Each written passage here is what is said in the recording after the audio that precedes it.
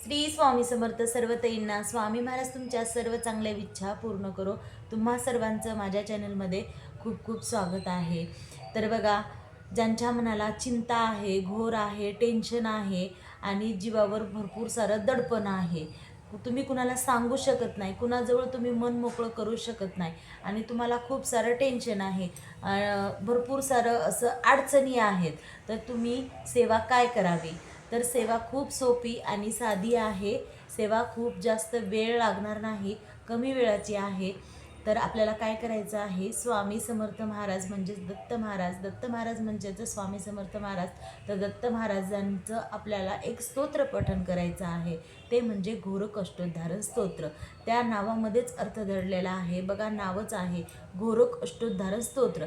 आपल्या मनाचा जो काही घोर आहे, जी काही चिंता आहे, जी तुम्हाला सतत ती टेन्शन आहे त्या गोष्टीचं, ती टेन्शन तुमचं दूर करण्याचं हे स्तोत्र आहे. या जर स्तोत्राचं पठण केलं, या घोर कष्टोद्धार स्तोत्राचं जर पठण केलं, तर तुमच्या मनाची चिंता मिटते, तुमच्या मनाचा घोर मिटतो. जे काही तुम्हाला टेन्शन आहे, जे काही तुम्ही कुणाला सांगू शकत नाही, कुणाला म्हणू शकत नाही, ही चिंता आहे ना, या स्तोत्राने तुमची पूर्ण टेन्शन, दुःख, संकट जे काय आहेत ते दूर होऊ शकतात. तुमचं टेन्शन दूर होऊ शकतं, जे मनावरचं दडपण आहे ते निघू शकतं. तर काय करायचं, कसं करायचं बघा. घोर कष्टोद्धारण स्तोत्र वाचायला फक्त 2 ते 3 मिनिट लागतात आणि पाठ झाल्यानंतर तर फक्त 1 मिनिट लागतं. घोर कष्टोद्धारण स्तोत्र फक्त 5 ओव्याचं आहे घोर कष्टोद्धारण स्तोत्र. तर कसं करायचं, नियम काय, अटी काय बघा. दत्त महाराजांची कोणती पण सेवा करताना काय करायचं आहे, ब्रह्मचर्याचं पालन करायचं आहे. ब्रह्मचर्याचं पालन करायचं आहे. दत्त महाराजांची सेवा आहे ही. जितकी आपण सेवा नियमात करू, व्यवस्थित करू, तितकं त्याचं फळ भेटतं. आणि ही नियमात करण्यापेक्षा, बाकीचे काही करण्यापेक्षा तुम्ही बघा, विश्वास ठेवून करा. विश्वास ठेवा, महाराजांवर विश्वास ठेवा, दत्तप्रभूवर विश्वास ठेवा आणि मनात एक संकल्प करा की ही सेवा केल्यानंतर जी काही तुमचे दुःख आहे, संकट आहे, ते दूर होणारच आहेत आणि यानं माझं सगळं काही नीटनेटकं होणारच आहे.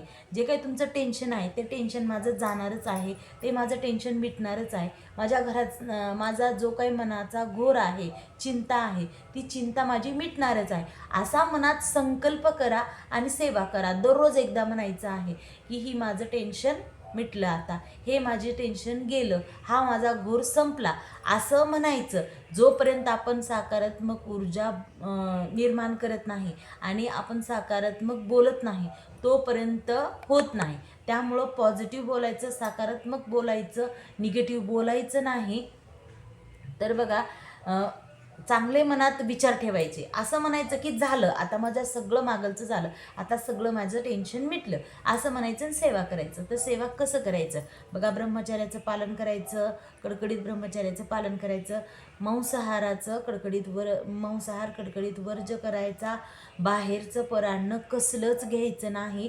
लोकांची निंदा नालस्ती करायचं नाही. मनात पॉझिटिव्ह विचार आणायचा.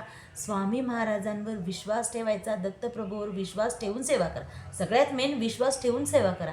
विश्वास जर नसेल आणि तुम्ही जर उगं कुणी सांगितलंय म्हणून, मी सांगितले की कुणी अजून सांगितलंय म्हणून तुम्ही सेवा करत असाल, तर त्या सेवेचं फळ भेटणारच नाही. कारण मनात एक विश्वासच नाही. तुम्ही एक विश्वास ठेवा की ह्या सेवेनं माझं सगळं काही चांगलं नीटनेटकं होणार आहे, माझं टेन्शन मिटणार आहे. असं जर करून तुम्ही सेवा केली तर 100% या सेवेचं फळ भेटणार. बघा, मांसाहार कडकडीत वर्ज, ब्रह्मचर्याचं पालन, बाहेरचं परान्न घ्यायचं नाही.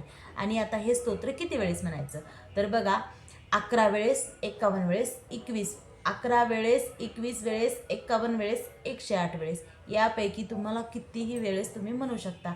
11 वेळेस म्हणा पण मनोभावे म्हणा, 21 वेळेस म्हणा पण मनोभावे म्हणा, 51 वेळेस म्हणा मनोभावे म्हणा, 108 वेळेस म्हणा मनोभावे म्हणा. जितकं तुम्ही सेवा मनोभावे करचाल तेवढं चांगलं. 108 वेळेस जर म्हणलं तर अतिउत्तम, 51 वेळेस म्हणलं तरीसुद्धा चांगलं आणि 11 वेळेस म्हणलं तरीसुद्धा चांगलं, 21 वेळेस म्हणल्यास तरीसुद्धा चांगलं.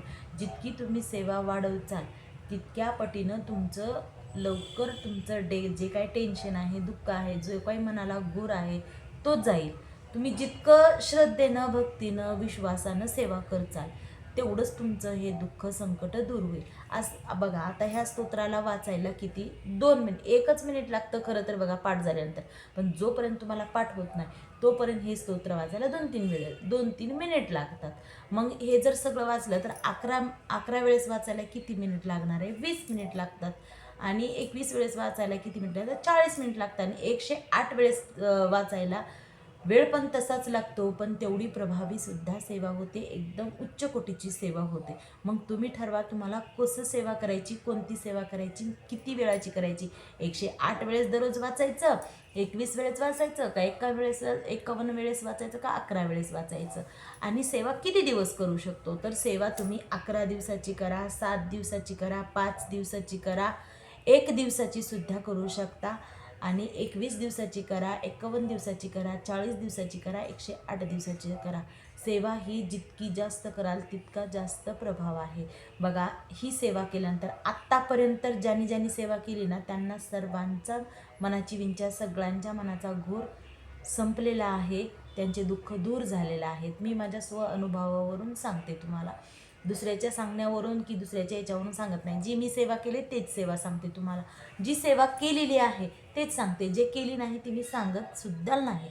आता हे घोरकष्टोद्धार स्तोत्राचं पठण मी केले, जे काही माझ्या मनाची चिंता होती, जे काही मनाचा घोर होता माझा तो गेलेला आहे, मिटलेला आहे. आता सोशल मीडियावर कशासाठी केले ते सांगू शकत नाही, परंतु मी ही सेवा केलेली आहे, मला त्याचा अनुभव आलेला आहे आणि त्या सेवेनं माझी इच्छा पूर्ण झालेली आहे.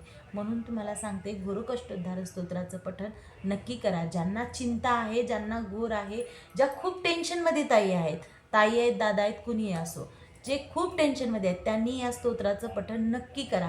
100% काय 1000% सांगते मी, अनुभव येतो म्हणजे येतो, पण मनात विश्वास ठेवून करा, भावना ठेवून करा, महाराजांवर पूर्ण श्रद्धा ठेवून सेवा करा.